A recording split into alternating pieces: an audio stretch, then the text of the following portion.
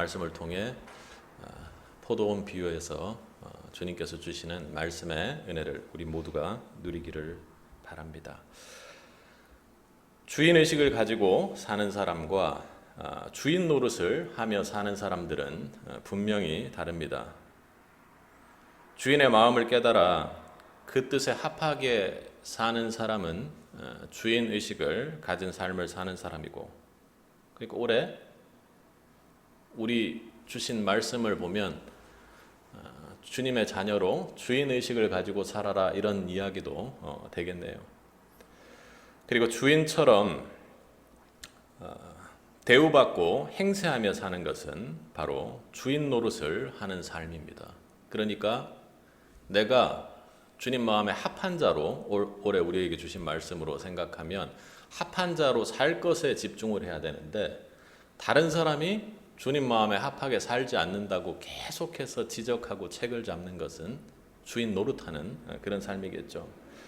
여러분이 잘 아는 풍성한 교회, 신약의 고린도 교회는 교회와 자신들의 삶을 향한 주인의식을 잃어버린 채 서로가 교회 내에서 자신의 은사, 자신의 것만 강조하는 주인 노릇을 하다가 교회가 문제가 생긴 것이죠.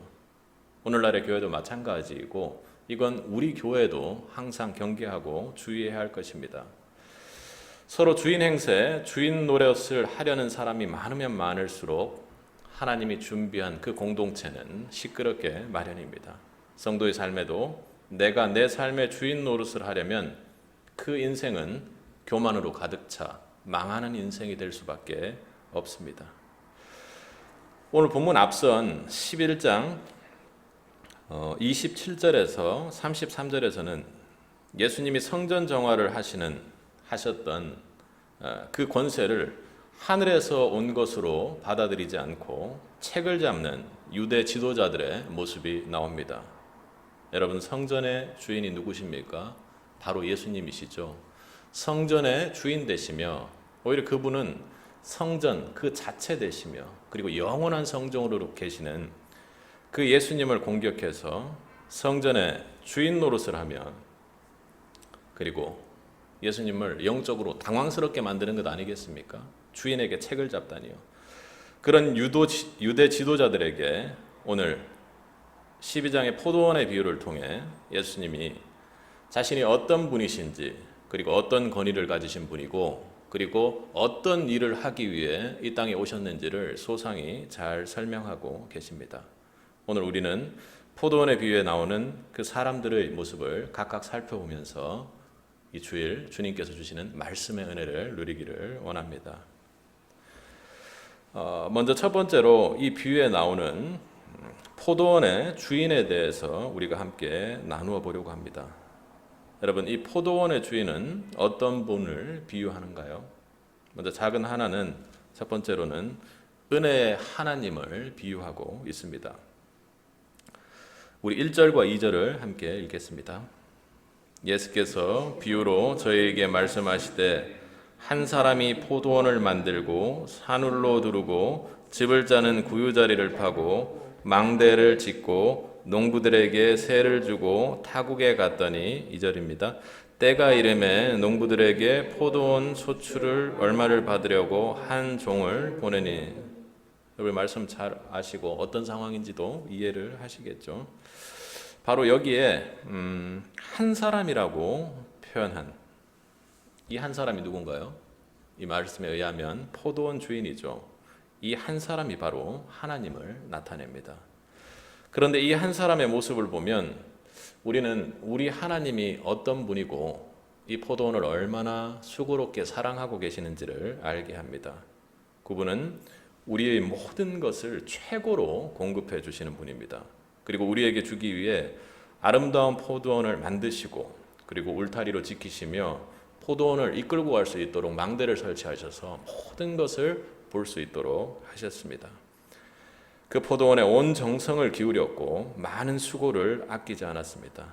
그런데 더 놀라운 것은 값없이 농부들에게 주다시피 하고 떠나셨다라는 것입니다. 주다시피 그 포도원을 맡기셨죠. 1절을 보면 새로 주었다고 되어 있는데 2절을 보면 종들에게 그 소출을 받을 때 그 소출 받으려고 하는 것을 뭐라고 얘기합니까? 포도원 소출 얼마를 받으려고, 이는 원어로 따져보면 아주 지극히 적은 소량을 말합니다. 그러니까 각기에 무언가 일정 부분 이익을 가져오려고 한 것이 아니라 그 자리에 각기에 잘 되어 있는지를 확인하는 정도라고 여러분이 이해하시면 되겠습니다. 값을 제대로 계산한다면 얼마의 소출을 받아야 할 사람들은 누굽니까? 농부들이 오히려 임료로 그 중에 일부를 떼서 작은 정도를 받아야 되는 것 아닙니까? 그러니까 이 포도원은 농부들에게는 선물로 준 것이나 다름없습니다. 이것이 바로 은혜이죠. 이 비유에 나타난 포도원은 오늘날 이 땅에서 우리의 삶, 우리의 생의 모습을 비유합니다. 하나님은 저와 여러분의 삶의 모든 것을 어떻게 주시나요? 대가를 바라고 주시는 것이 아니라 모든 것이 은혜로 그렇게 우리에게 선물로 주시는 분입니다. 이것은 그냥 마구 그렇게 진행되는 것이 아니라 태초부터 하나님의 계획된 것이었습니다. 우리의 삶을 만드시고 모든 필요한 것을 힘써 만드시는 분이 은혜의 하나님이시죠. 창세기를 보면 하나님은 무엇을 먼저 만드셨습니까? 그분은 만물을 먼저 만드셨습니다. 그리고 그 모든 만물을 다 만들어 놓은 후에 우리 인간을 마지막으로 만드셨죠.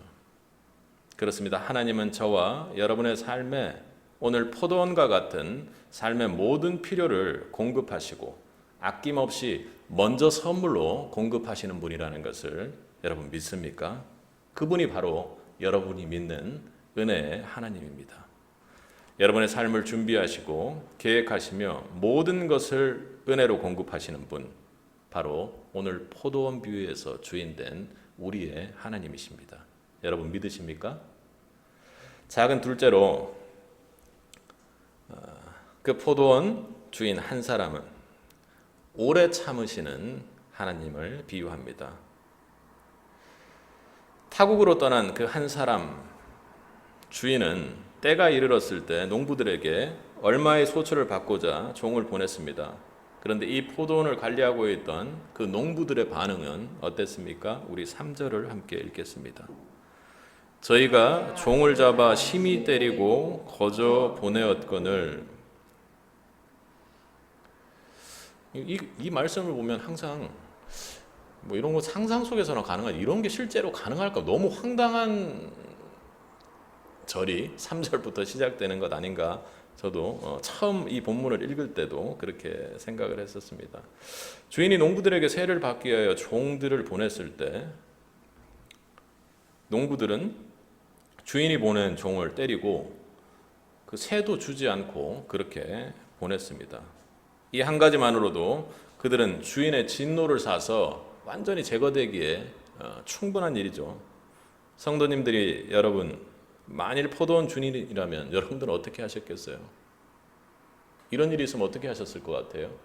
당장 가서 처리하러 가시나요? 그러지도 않을 거예요. 바로 경찰서에 신고하거나 공권력을 투입해서라도 그들을 반드시 끌어내고야 말 것입니다. 그런데 이 주인은 어떻게 합니까? 4절 5절을 함께 읽겠습니다.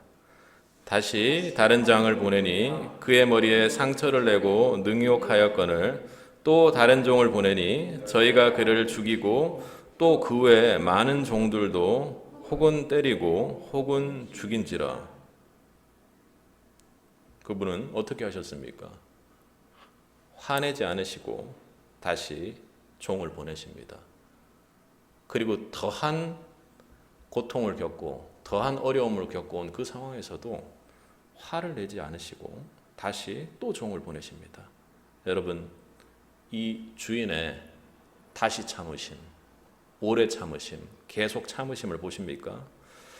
지금 이 주인은 대체 이게 무슨 일이야 하고 그것을 볼 때 도저히 우리가 알고 있는 내용이기에 그냥 익숙하지, 그 상황을 생각해 보면 도저히 이해하기 힘들 정도로 놀랍도록 오래 참고 계십니다. 자신에게 거저받은 포도원의 주인을 배신하고 주인의 종을 때리고 능욕하고 핍박했습니다. 그럼에도 주인은 끝까지 그들을 탓하지 않고 그 내용이 주인에게 전해지지 않았을까요? 분명히 전해졌겠죠. 그럼에도 불구하고 그들을 끝까지 신뢰하며 그 한 사람은 참고 계셨습니다. 우리는 오늘 여기에서 우리를 믿으시고 우리의 매일 되는 연약한 모습, 넘어지는 모습 속에서도 우리를 끝까지 신뢰하시고 오래 참으시는 그 하나님을 생각하게 합니다. 하나님은 우리를 연약하지만 끝까지 믿고 기다려주시는 분입니다. 하나님 우리에게 너무나도 아름다운 것들을 많이 선물로 주셨습니다. 우리가 이 은혜의 선물을 누리며 영광의 삶을 살기를 하나님은 너무나도 간절히 바라고 계십니다. 그러나 하나님의 선물에 대한 우리의 반응은 무엇이었습니까, 여러분? 바로 불순종의 죄였습니다. 또 뒤이어 그 불순종을 회개케 하기 위해 보내신 종들의 메시지에 귀를 닫아버리고 우리가 예배로 할 때 듣는 이 말씀에도 귀를 닫아버리고 그 종들을 핍박하기도 했습니다. 하나님은 종된 우리의 그런 악함을 아시는 분이시죠. 우리의 매일매일 악하고 그 추한 모습 앞에 그분은 고통스러워하고 계십니다.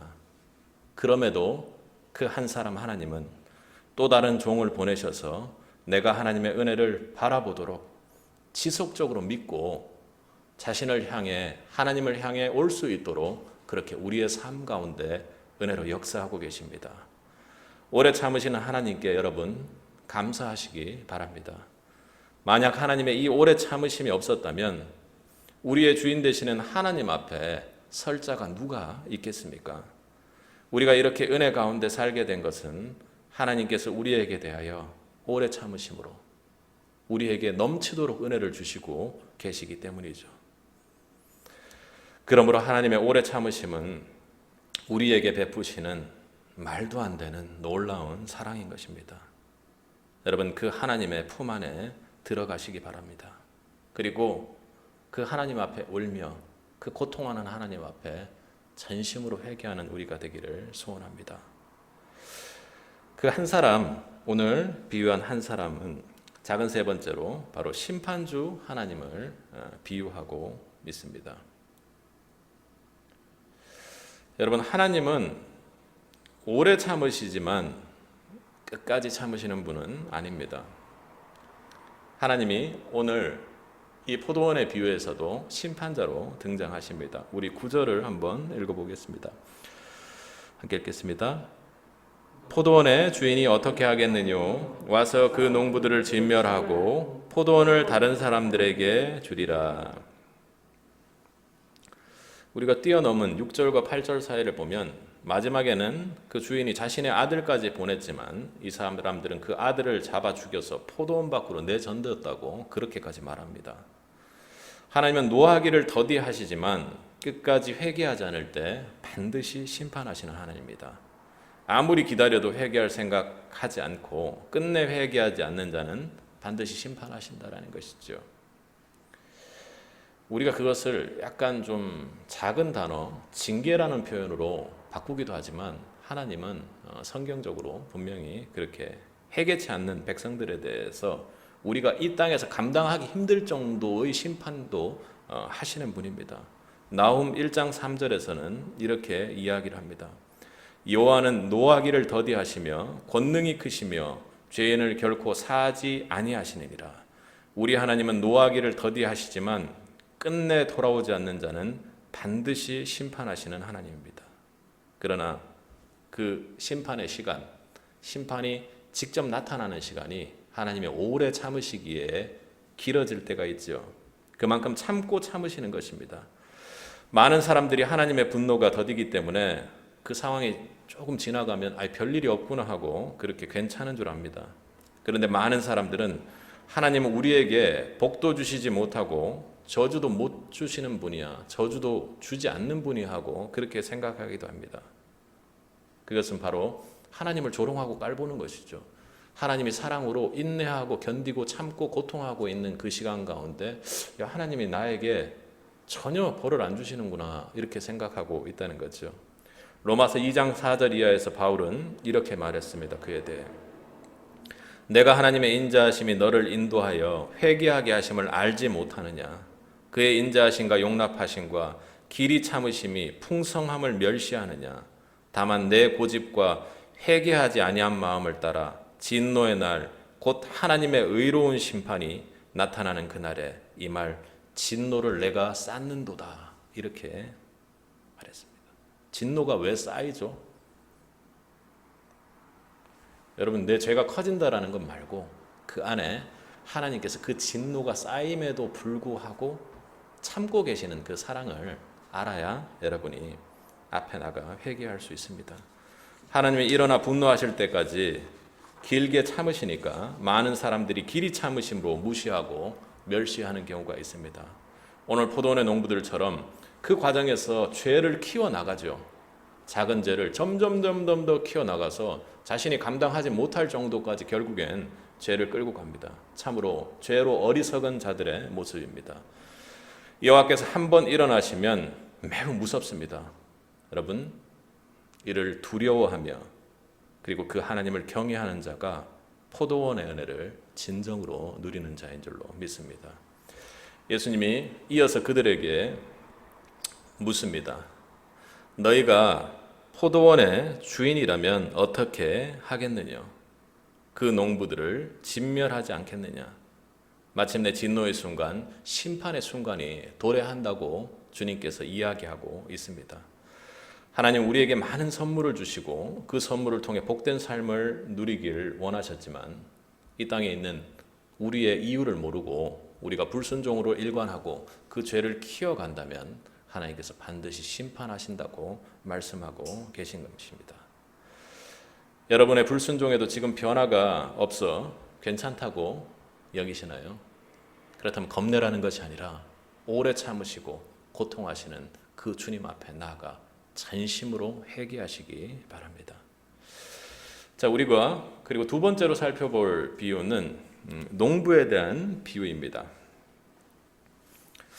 오늘 본문의 한 사람은 포도원을 비롯해서 그 모든 것을 은혜로 농부에게 맡겨 주셨습니다. 농부들은 어떤 사람인가요? 그 포도원을 오늘 본문의 이야기처럼 그대로 주인이 따로 있고 맡은 자에 불과합니다. 주인은 누구죠? 바로 한 사람, 우리 앞서 함께 비유로 살펴보았던 하나님이십니다. 그러나 농부들의 모습은 어떤가요? 7절에서 이 상황을 좀 알게 합니다. 7절입니다. 함께 읽겠습니다. 저 농부들이 서로 말하되 이는 상속자니 자 죽이자 그러면 그 유업이 우리 것이 되리라 하고. 이들의 마음이 어떤 마음인지를 정확히 알 수가 있습니다. 서로 말하되, 거기 맡고 있는 농부들이 모두 이것에 동의하고 있다라는 얘기죠. 서로 말하되 상속자니 죽이자. 이 포도원 주인의 상속자라면 그는 포도원의 주인이잖아요. 그죠? 근데 포도원의 주인이면 그들이 대접하고 그리고 그들이 맡아놓은 것을 그가 주인이 요구하는 대로 드려야 할 사람이고 오히려 섬겨야 할 사람인데 그들은 어떻게 해요? 상속자니까 죽이자 이렇게 이야기를 합니다. 그리고 또 말도 안 되는 착각을 하죠. 그 유업이 우리의 것이 되리라 하고, 아들을 죽여버리면 주인의 것이 자기들의 것이 될 거라고 착각을 합니다. 아들이 죽어도 포도원은 주인의 것이지 관리자, 농부들의 것이 될 수가 없는 것이죠. 그들은 모든 것이 주인의 것임을 알고 있으면서도 자신의 것이 될 것처럼 음모를 꾸밉니다. 이것이 사실은 죄의 어리석음이죠. 그들이 처음 종을 보냈을 때 작은 죄에서 시작해서 점점 큰 죄까지 커지는 것이죠. 사람들은 우리의 인생의 주인은 나다 하고 그렇게 말하고 싶어 합니다. 그것이 교만이요, 우리 죄의 본질이죠. 하나님보다 높아지려는 죄인된 인간의 교만한 모습입니다. 그러나 성경은 이렇게 말하고 있습니다. 태초에 하나님이 천지를 창조하시니라. 그리고 1장 28절, 창세기 1장 28절에 이르러서는 하나님이 가라사대 우리의 형상을 따라 우리의 형상대로 우리가 사람을 만들고 그들로 바다의 고기와 하늘의 새와 육축과 온 땅과 땅에 기는 모든 것을 다스리게 하자 하시고 하나님이 자기의 형상 곧 하나님의 형상대로 사람을 창조하시되 남자와 여자를 창조하시고 하나님이 그들에게 복을 주시며 하나님이 그들에게 이르시되 생육하고 번성하여 땅에 충만하라 땅을 정복하라 바다의 고기와 공중의 새와 땅에 움직이는 모든 생물을 다스리리라 하시니라. 무슨 말입니까? 그분은 나에게 하나님을 닮은 생명도 주셨고 그리고 이 땅의 모든 피조를 맡기셨고 하나님의 형상대로 우리에게 은사를 주셨습니다. 그리고 생육하고 번성하라는 말 가운데 우리에게 배우자도 주시고 가족도 주시고 그리고 우리를 만들기 전에 이미 시간 속에 개입하셔서 우리에게 시간과 천지를 창조해 주신 분 바로 그분입니다. 모든 것의 주인이 바로 그분입니다. 저와 여러분은 그것을 잠시 맡은 자에 불과합니다. 우리는 내가 주인 되려고 하고 주인의 것을 내 것으로 착각하는 그 순간 깨닫고 그 죄에서 벗어나야 합니다. 모든 것이 하나님의 것이라는 당연한 진리를 우리는 고백하고 알면서도 그것을 내 것으로 만들기 위한 그 음모를 쉬지 않고 진행합니다. 모든 것이 하나님의 것입니다. 그러기에 성도라면 이 땅에 우리에게 맡긴 그 소유물, 피조물에 집중할 것이 아니라 하나님께서 그것을 왜 우리에게 맡겼는지 우리의 역할에 대해 집중해야 합니다. 포도원의 농부가 주인이 맡긴 포도원의 소유에 대해 관심을 가지는 것이 아니라 포도원을 잘 가꾸고 그리고 그 한 사람 주인께서 준비해 주신 그 모든 환경들을 이용해 그 포도원을 통해 그 주인에게 영광이 되고 그 주인에게 득이 되는 그런 역할을 감당해야 하는 것처럼 우리도 이 땅에서 우리가 맡은 그 피조들, 하나님께서 우리에게 선물로 주신 그 모든 것들 가운데 소유에 관심을 가지는 것이 아니라 그 관계에서의 역할에 관심을 가져야 합니다. 여러분, 배우자와의 관계가 왜 안 풀립니까?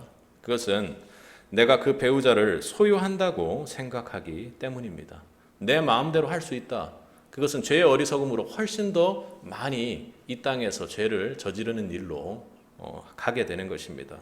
여러분, 자녀와의 관계가 왜 문제가 생깁니까? 그것 또한 내 자녀를 내 소유물로 생각하기에 오늘의 비유에서 농부가 하는 것처럼 죄의 어리석음 속에서 그 관계 속에서 상상하기도 힘든 옆에서 이렇게 바라보면 너무나도 당황스럽고 정말로 내처질 만한 그런 죄를 저지르게 된다라는 것이죠. 우리는 우리의 배우자와 우리의 자녀들에게 어떤 생각을 가져야 한다고요? 오늘 농부가 저질렀던 그 누를 범해서는 안 된다라는 것입니다. 왜 내 배우자와 왜 내 자녀를 하나님께서 이 가정을 통해서 맡기셨을까에 대해 집중할 때 하나님의 포도원의 은혜가 여러분에게 주어지는 것입니다. 재물에 대해서도 마찬가지입니다. 우리는 11조의 정신에 대해서 잘 알고 있습니다. 11조는 어떻습니까? 우리가 삶 속에서 버려들인 그 모든 것 중에 10의 1을 하나님 앞에 드리는 것입니다. 그런데 여러분, 그것은 10의 1이 하나님의 것이기 때문에 드리는 것인가요? 그렇지 않죠. 우리의 고백은 모든 것이 하나님의 것임을 고백하여 실질적으로 우리가 하나님 앞에 드리는 헌금입니다. 그런데 우리의 고백이 맞다면 11조의 가장 중요한 정신은 무엇입니까? 내가 하나님 앞에 드리지 않는 나머지 모든 것도 하나님 것이기에 이것이 왜 맡겨졌는지를 하나님 앞에 고민하고 하나님 뜻대로 사용하는 것이 가장 중요한 것이죠. 여러분, 우리에게 맡기신 것은 무엇입니까? 일일이 돌아보시고 내 소유가 아님에도 불구하고 여전히 내 소유로 붙잡고 있는 것이 있다면 이번 주 여러분 내려놓으시기 바랍니다.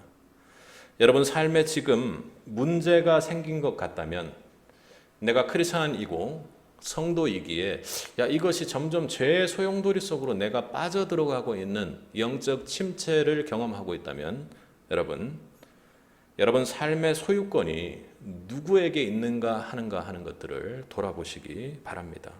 내가 주인 되는 모든 마음은 교만입니다. 교만은 패망의 선봉이요 멸망의 앞잡이가 되지요. 또 여러분이 주인 된 그 모든 것의 주인이 하나님임을 고백하고 주님 앞에 회개하고 그렇게 하나님으로 고백하는 은혜가 있기를 소원합니다. 그리고 세 번째로 이 비유에 나타나는 포도원 주인의 아들입니다. 포도원 주인의 아들. 그 아들이 있기에 이 포도원에 은혜가 있습니다.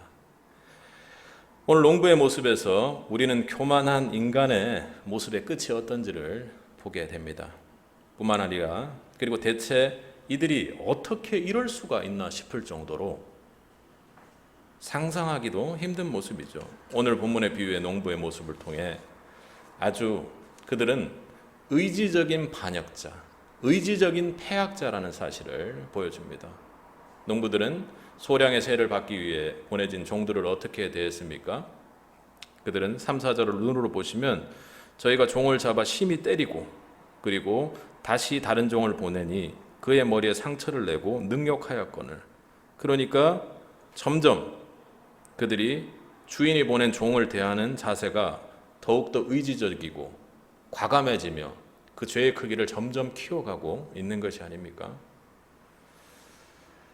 5절 전반부에 보면 반역이 극에 달했죠. 우리 5절 상반절을 한번 읽어보겠습니다. 함께 읽겠습니다. 또 다른 종을 보내니 저희가 그를 죽이고 또 그 외에 많은 종들도 혹은 때리고 죽인지라. 죽였다라는 것이죠. 그걸 받으러 왔는데 죽이긴 왜 죽입니까? 그들이 이 포도원을 자신들 소유라고 해서 포도원을 뺏으러 온 것도 아닌데 주인 노릇 혹은 주인 행세를 절대로 하지 말라고 하면서 그들이 저지른 죄가 죽임입니다. 3절에서 때리고 상처내고 5절에 죽입니다. 점점 강도가 높아지고 핍박과 능욕의 도를 더하고 있는 교만과 욕심으로 가득 찬 농부들의 모습을 여러분 주목해 보셔야 합니다. 주인의 뜻을 알도록 파송한 주인의 종들을 처참한 모습으로 상처주고 핍박합니다. 우리가 가장 경계해야 할 죄의 어리석음이죠. 죄가 처음 시작할 때는 작은 것에서 시작합니다.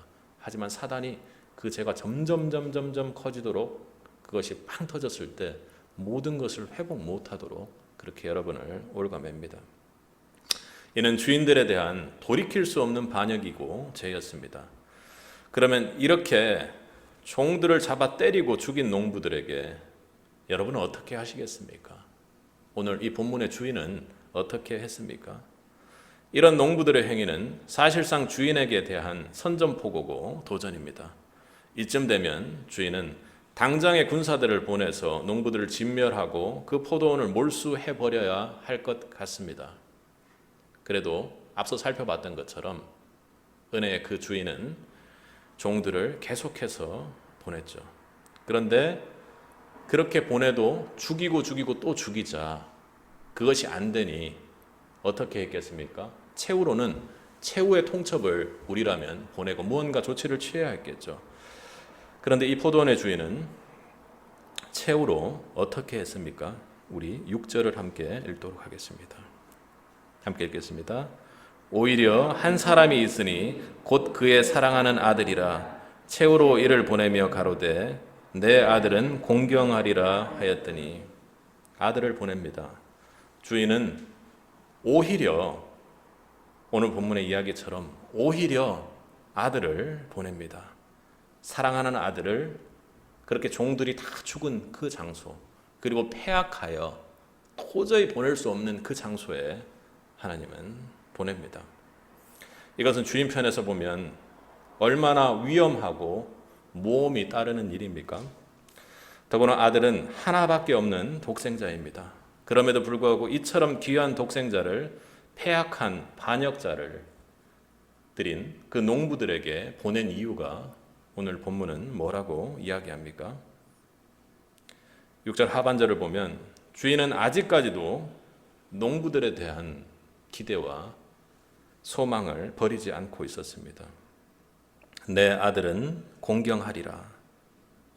주인이 이런 패악한 그 농부들을 향해 바라고 보고 있는 마음이 내 아들을 그들은 공경하리라 이렇게 말하고 있습니다. 주인은 농부들을 끝까지 믿어 주었습니다. 농부들에 대한 소망을 끊어버리지 않았고 그만큼 주인은 농부들을 사랑하고 아들을 그 패역한 농부들에게 내어줄 만큼 그들을 사랑했던 것이죠. 여러분, 포도원의 주인 아들 그분이 누구입니까? 비유하자면 하나님의 아들 예수님이십니다. 우리 7절과 8절을 함께 읽겠습니다. 저 농부들이 서로 말하되 이는 상속자니 자 죽이자 그러면 그 유업이 우리 것이 되리라 하고 이에 잡아 죽여 포도원 밖에 내어 던졌느니라. 예수님은 며칠 후면 자기 자신이 포도원 밖에 벌어져서 사람들에게 모욕을 당하고 침뱉음을 당하며 고난의 길에 몇 번씩 쓰러질 그 모습을 정확히 알고 지금 말씀하고 계십니다. 비유를 말씀하시는 그분은 양손 양발에 못이 박히고 옆구리에 창이 박히고 십자가의 고통스러운 모습으로 달리게 도살할 양같이 죽음을 당하게 될 그 일을 알고 지금 말씀하고 계시는 것이죠. 그럼에도 그들을 향해 사랑의 마음을 가지고 애통하게 이런 일이 있으니 나를 믿으라 하고 그렇게 애통하게 말씀하고 계시는 것입니다. 그때 주님의 심정을 우리가 공감할 수 있을까요? 하나님께서는 이런 세상을 이처럼 사랑하사 당신의 독생자를 이 땅에 내려 보내주셨습니다. 도저히 받을 자격이 없는 반역자들을 향해 오히려 그 하나뿐인 아들을 내려 보내주셨죠. 그러나 유대인들은, 저와 여러분은 하나님의 아들 예수님을 공경하지 않는 사람들이었습니다. 성경에서 가장 슬픈 구절이 아닌가요? 요한복음 1장에 나오는 그가 세상에 계셨으며 세상은 그로 말미암아 지은 바 되었을 때 세상이 그를 알지 못하였고 자기 땅에 오매 자기 백성이 영접하지 아니하였으나 공경하기는커녕 함부로 대하고 무시하고 배척해버렸습니다. 마침내 십자가에 못 박아 죽여버렸습니다. 그리고 예루살렘 영문 밖에다 내다 버렸습니다. 그 결과 이스라엘은 어떻게 되었습니까? 그들은 하나님이 주시는 은혜를 악으로 갚은 죄로 말미암아 정말 처절한 심판에 경험하게 되었습니다. 그런데 여러분, 예수님은 유대인들에 의해 버림을 받고 죽임을 당하심으로 말미암아 그 사역이 끝나고 실패하고 만다고 그렇게 얘기하시는 것입니까? 오늘 포도원의 비유는 모두 끝난 것은 아닙니다. 이 비유는 십자가의 죽음으로써 끝나지 않고 죽음을 이기고 부활하신다는 예수님의 그 사역까지도 말씀하고 계십니다. 우리 10절과 11절을 함께 읽겠습니다. 너희가 성경에 건축자의 그림돌이 우승의 머리돌이 되었나니 그것이 주로 말미암아 된 것이요 우리인데 기이하다 함을 물어보지도 못하였느냐 하시니라. 아멘. 그렇습니다. 유대인들은 예수님이 쓸모없다고 잡아 죽어버렸지만 하나님께서는 그 예수님을 택하셔서 만민의 구속의 역사에 모퉁이 떼리 되게 하시고 모퉁이의 그 머릿돌을 그 집의 기준이 돼서 참으로 우리를 구원의 집으로 이끌어주는 그 모퉁이 돌이 되었습니다. 즉 하나님께서는 사람들이 배척하고 십자가에 못 박은 예수님을 다시 살리사 만민의 주요 패악한 농부 우리 같은 그런 죄인들의 그리스도가 되게 하신 것입니다. 여러분, 그 주님을 믿으시죠? 그 주님이 오늘 이 포도원에 오지 않았다면 우리는 아마 그 패망의 심판을 받을 수밖에 없는 사람들이었습니다. 이렇게 여러분 롱기누스라는 사람, 롱기누스라는 분이라고 해야 되나요? 아십니까? 영화를 보다가 예전에 기억했던 것이 영화 속에서 나와 있어서 영화 롱기누스라는 영화가 있었습니다. 그분은 전승에 따르면 이 인물은 로마 제국의 군단 백인 대장으로 당시 백내장을 앓고 있었다고 합니다. 그는 본디오 빌라도의 명으로 예수를 창으로 찌른 백부장입니다. 이 다음에 일어난 자기가 창으로 찌르고 그 다음에 일어난 일련의 사건들, 그러니까 땅이 흔들리고 휘장이 찢어지는 사건을 지켜보며 예수가 진짜 하나님의 아들이구나 그렇게 생각하고 두려워했다고 합니다. 어땠겠습니까? 내가 창으로 찔렀는데 찌르고 나니 정말로 예수가 하나님의 아들이었구나 하는 것을 깨닫게 된 상황입니다. 그는 그분을 십자가에서 창으로 찌른 자신의 죄됨에 고통했습니다. 그 자신의 창에 묻은 예수의 피를 통해 눈에 시력을 되찾았고 또 근인을 그만두고 세례를 받아 사도들의 제자가 됩니다. 그 영화 속에서는 사도 요한을 통해서 그가 주님을 더욱 깊이 만나고 회복되는 역사를 보여줍니다. 그 이후 그는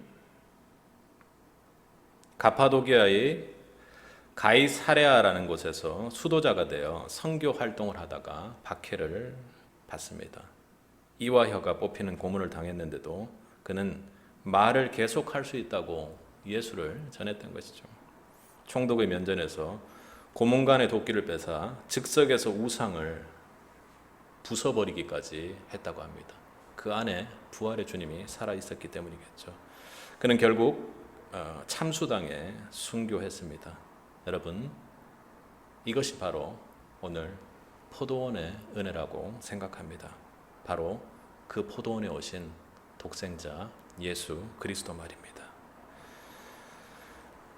죄인이었던 예수를 직접 창으로 찔러 죄인이었던 이 백부장, 그리고 이 하나님의 아들, 포도원의 주인의 아들을 죽이고 내어버렸던 이 농부들과 같은 우리의 인생 가운데 그 주님이 오셨고 그리고 십자가에 달리시고 부활하심으로 말미암아 우리가 나음을 얻었습니다. 이제 누구든지 그 사람이 유대인이 아닌 이방인이라 할지라도 이 예수님을 영접하고 예수님을 모퉁이 돌로 하여 자신의 인생을 집을 짓는 자라면 누구나 구원에 이를 수가 있게 되었습니다. 매일 앞서 살펴본 롱기누스처럼 십자가의 주님을 창으로 찌르는 저와 여러분 같은 죄인일지라도 만약 살아계신 그분을 영접하는 자, 그 이름을 믿는 자에게는 하나님의 나라의 자녀가 되는 놀라운 생명을 주시는 그분 예수님의 오늘 포도원으로 오신 그 은혜를 잊지 마시기 바랍니다. 끝끝내 고통의 십자가를 향해서 저와 여러분을 사랑함으로 오신 놀라운 사랑의 그분은 바로 포도원의 주인 되시는 하나님의 사랑하는 아들, 그리고 포도원의 주인 되시는 하나님 예수 그리스도십니다. 예수님은 오늘 포도원의 비유대로 장사한 지 사흘 만에 죽음 가운데서 일어나 부활하셔서 우리의 부활이 되어주셨고 우리의 구원이 되시는 놀라운 역사를 일으키셨습니다. 우리로 몸이 다시 사는 부활을 믿게 하시고 고난 중에도 영원한 영광을 누리는 그 부활의 소망을 바라보게 하시는 그 살아계신 예수님, 그리고 지금도 그분은 내 안에서 성령으로 함께 하시고 지금도 여러분을 위해 하나님을 위해 향해 친히 간구하시는 분이 그분 아니십니까? 그럼에도 불구하고 우리는 여전히 주님을 십자가에 못 박고 있는 모습을 보게 됩니다. 그럼에도 그분은 오래 참으시고 우리를 떠나지 않으시고 지금도 여러분 곁에서 틈만 나면 살아 역사하시기를 소망하시는 분입니다. 지금 오늘 이 예배의 자리 그 주님을 더욱 바라시길 더욱 사랑하시기를 축복합니다. 내 구주 예수님 사랑합니다. 내 인생의 포도원은 오직 주님으로만 기뻐합니다. 맡겨주신 이 포도원 같은 인생 감사합니다.